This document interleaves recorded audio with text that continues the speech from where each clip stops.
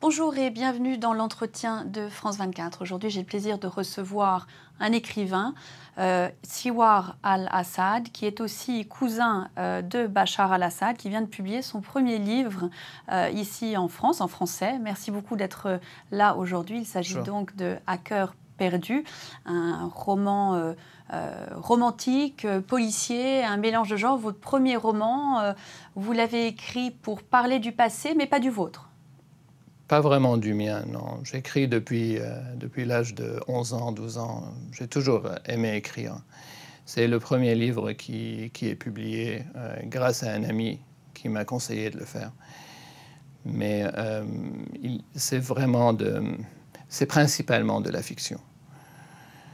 Justement, les passages qui avaient traité du Moyen-Orient ou qui s'y situaient ont été entièrement gommés. Exactement. Je ne voulais pas qu'il y ait d'amalgame, compte tenu de la situation actuelle.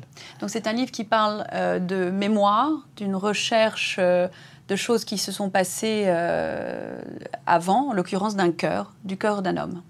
Exactement. C'est un jeune homme qui subit une transplantation cardiaque à l'âge de 16 ans et qui retrouve une vie normale. Un jeune homme qui a beaucoup de bonnes qualités, père suédois, une maman d'origine portugaise. Il a une certaine nonchalance méditerranéenne qui lui donne un charme incontestable. Il rencontre une fille, il tombe amoureux de cette fille, ensuite il la perd de vue et il passe sa vie à vouloir la retrouver. Et dans ce contexte, il y a un peu d'autobiographie dans le sens où j'étais amoureux d'une fille que j'ai perdue et que j'ai toujours voulu retrouver. Plus maintenant parce que je suis marié à une femme merveilleuse et j'ai un enfant. Mais sinon, c'est de la pure fiction. Vous-même avez grandi en exil, vous êtes du clan Assad en Syrie, mais vous avez toujours grandi à l'étranger, votre père et votre oncle étant brouillés depuis très longtemps. Alors je ne pense pas que le mot clan est adéquat, parce que vous savez, la famille al-Assad est très nombreuse. On a des poètes, des architectes, des docteurs. Donc, ce n'est pas vraiment un clan. Je pense que mon appartenance est plus à une nation que seulement à une famille. En effet, j'ai quitté mon pays à l'âge de 9 ans, en 1984. J'ai accompagné mon père en France. Et vous regardez de près ce qui se passe, bien sûr, en Syrie. Vous gérez aujourd'hui une chaîne de télévision qui est diffusée en Syrie à partir de Londres. Votre vie ayant été finalement toujours politique, dans la mesure où votre exil venait de disputes politiques entre les deux frères. Vous suivez aujourd'hui tout ce qui se passe en Syrie, toute cette déchirure au sein d'un pays, comme une déchirure, comme la déchirure qui avait lieu au sein de votre famille. Est-ce que vous réussissez dans votre travail, avec cette chaîne de télévision, à regarder de façon neutre ce qui se passe aujourd'hui en Syrie? Je m'efforce de regarder les événements en Syrie d'une manière très neutre. C'est très important de voir les choses de cette façon-là. Aujourd'hui, le problème, c'est qu'on n'arrive pas à avoir une image de la vérité qu'il y a sur le terrain en Syrie. Les médias ne sont pas toujours neutres, malheureusement, et l'opinion qu'on se forme, elle est basée sur ces médias. Je travaille dans les médias, il n'y a pas beaucoup de douceur et de tendresse dans les médias. C'est pour ça que je m'applique à mettre beaucoup de douceur dans un monde qu'il me plaît à inventer lorsque j'écris.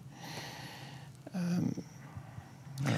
Pour ce qui est de l'avenir de la Syrie, vous souhaitez quoi? Je souhaite le meilleur. Je souhaite que l'écoulement de sang s'arrête immédiatement, le plus vite possible. Je souhaite que tout le monde s'assoie sur une table et négocie sans conditions préalables, sans refuser qui que ce soit.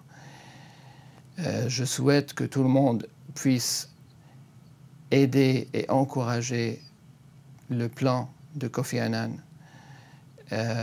parce qu'il y a eu un accord mondial, toutes les grandes puissances, même le gouvernement syrien et toute l'opposition syrienne ont accepté ce plan. Donc il faut s'efforcer, il faut travailler tous ensemble pour que ce plan réussisse. Il ne faut pas laisser passer cette chance.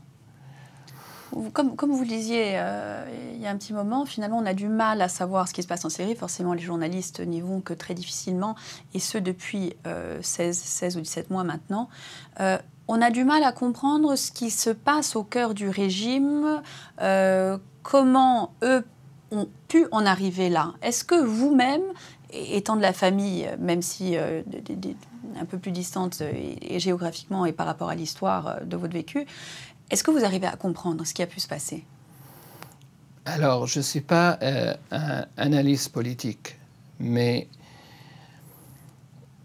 je pense que le principal maintenant, c'est de se concentrer sur la solution.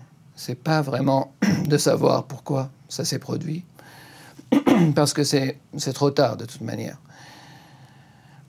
Comme je le disais, il faut qu'on se concentre pour arrêter l'effusion de sang en Syrie. Et pour l'avenir, est-ce que vous imaginez que donc ces rapports entre alaouites, entre sunnites, peuvent être réparés un jour? C'est cet équilibre qui était finalement délicat.